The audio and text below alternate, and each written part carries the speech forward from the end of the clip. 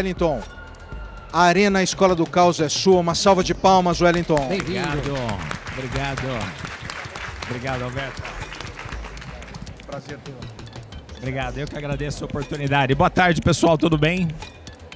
Você sabe que coisa maravilhosa foi quando eu passei ali na porta e vi esse pavilhão lotado, né?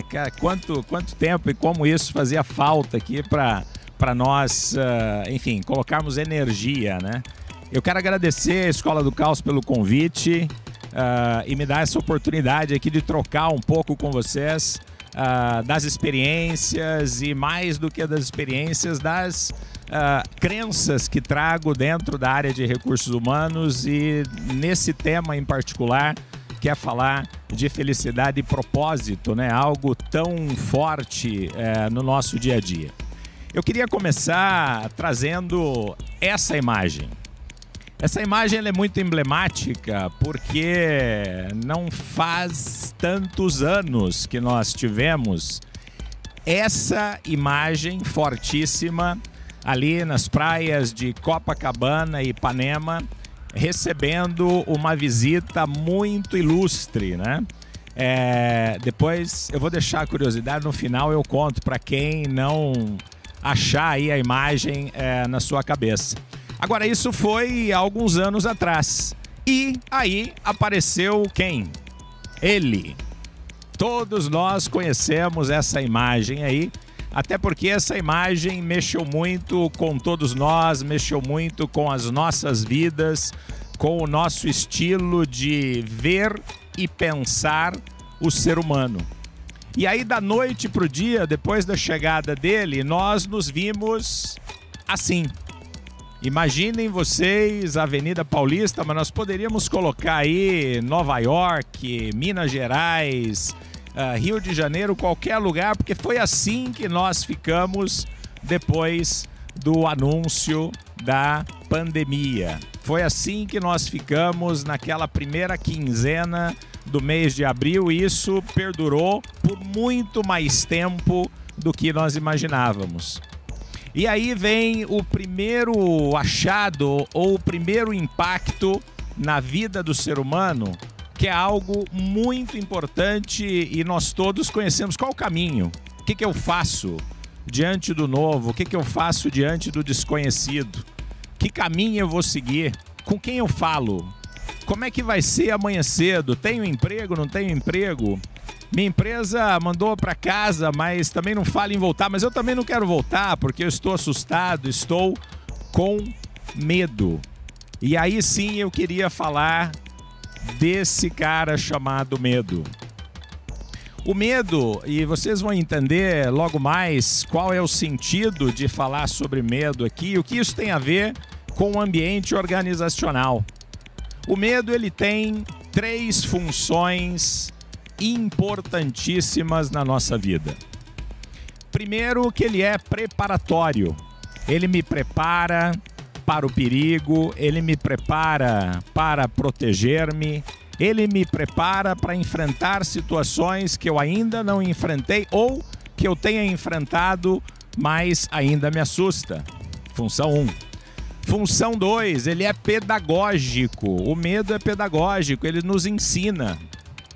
Sem o medo não seria possível um convívio social como esse, porque nós não teríamos limites. Então o medo, ele nos ensina. E finalmente o medo, ele é um impulsionador, ele é um estímulo. O medo nos indica, olha, é hora de fazer alguma coisa diferente, é hora de reinventar. E foi isso que a pandemia nos trouxe. Nós todos, como organizações, como sociedade, nós nos reinventamos, porque o medo, que é pedagógico, que é educativo, ele nos trouxe essa capacidade. E diante disso, nós fomos convidados a pensarmos fora da caixa. E por que pensar fora da caixa? Porque durante muitos e muitos anos nós fomos acostumados e habituados, educados para viver um roteiro, para pensar as coisas dentro de um inconsciente coletivo, onde por N fatores, por mídia tem uma influência enorme cada vez mais nas nossas vidas, nós nos tornamos prisioneiros de um roteiro.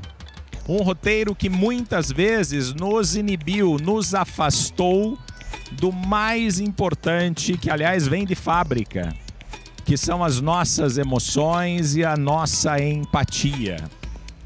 Diante disso, nós como organizações, como sociedade, como família, como amigos, nós nos reconectamos com algo que eu sempre digo que sim vem de fábrica, que é a empatia. A nossa capacidade de não só colocar-me no lugar do outro, mas sentir um pouco do que o outro sente, para aí sim eu direcionar os meus caminhos, as minhas ideias. Essa empatia que renasceu exatamente pelo cuidado, afinal de contas nós estamos falando de pandemia, vida, saúde, isso foi brotando e fortalecendo mais e mais e mais em todas as organizações, e hoje nós percebemos uma reconexão mente-coração. Quando você reconecta mente e coração, você começa a se aproximar de algo muito importante, que é o seu propósito. Qual é o seu propósito? Essa é uma boa pergunta, é uma provocação que eu faço a todas vocês, a todos vocês. Qual é o propósito? Talvez estejamos aqui no CONAR tentando entender qual é o meu propósito. O que eu busco dentro desse universo chamado recursos humanos? Qual é o meu propósito de vida? Qual é o propósito da minha organização? Será que as organizações sabem de fato qual é o seu real propósito? E se sabem qual é o seu real propósito, será que de fato elas o estão compartilhando, vendendo, promovendo? Sem propósito, não tem felicidade. Aliás, se vocês procurarem aí sobre felicidade, vocês vão encontrar várias informações desencontradas. Uma delas, que é uma crença popular, é de que felicidade, ela só é possível se eu alcançar sucesso. Esse é um grande equívoco, porque a felicidade não tem o sucesso como a sua base. Pelo contrário, quantas pessoas de sucesso vocês conhecem que não são felizes? Ou seja, se o sucesso não precede a felicidade, o contrário é verdadeiro. A felicidade é um grande impulsionador do sucesso. Em 2008, eu, na minha dissertação de mestrado, o Alberto acabou de mencionar ali, em bem-estar nas organizações, eu trabalhei numa pesquisa que exatamente ia tentar entender, naquela época, em 2008, eu jamais imaginava que 12 anos depois, 2020, uma pandemia ia nos conectar tão fortemente com tudo isso. E ali, o que eu aprendi, né? O que a pesquisa nos trouxe é que dentro das organizações, aquelas pessoas que vivenciavam mais afetos positivos, mais emoções positivas, elas se aproximavam mais do bem-estar no ambiente de trabalho. Elas se sentiam mais satisfeitas. Elas se envolviam mais e mais com o trabalho e, por consequência, uma maior produtividade. Mais do que isso, elas tinham um compromisso. Aquele famoso engajamento que a gente mede tanto nas pesquisas está diretamente ligado a emoções positivas no ambiente de trabalho. Agora, é importante dizer, felicidade não é ausência de emoções negativas. Não, pelo contrário. Felicidade, eu tenho a capacidade de experimentar situações, emoções, afetos negativos, mas aprendo deles para evitar uma situação de frustração num passado. Isso é felicidade e isso me conecta ao propósito maior dentro de uma organização. Ao propósito maior dentro de uma sociedade, que é fazer com que as pessoas tenham a capacidade, a condição de realizar o seu melhor.